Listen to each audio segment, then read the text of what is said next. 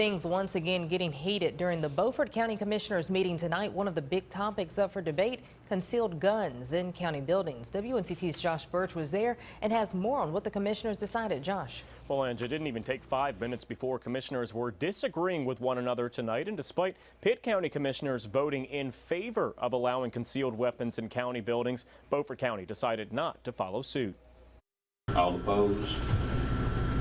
2-5.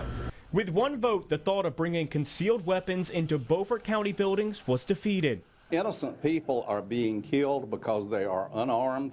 These cowardly people only go into places where people have no guns. Commissioner Hood Richardson brought forward the motion to allow concealed weapons in all county buildings except for the detention center, schools, and the courthouse.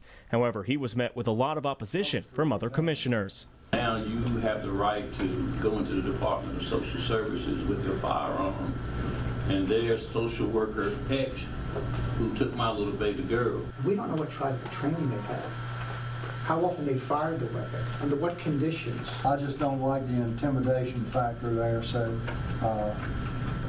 although I believe in the Second Amendment right, I can't support that.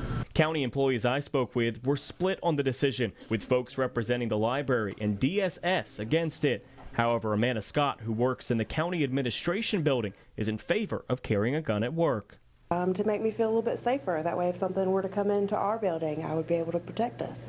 Scott, who has a daughter at home, says recent events across the country has her thinking about getting a concealed permit anyway. Even though the sheriffs are right across the parking lot, we are still very exposed. Richardson says he just can't understand why commissioners can't see this is the right thing to do, but blames it on one thing. Sort of proves to me the poor leadership that we have all over this country.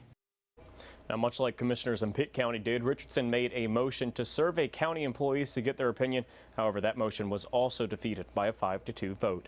Josh Birch, 9 on your side.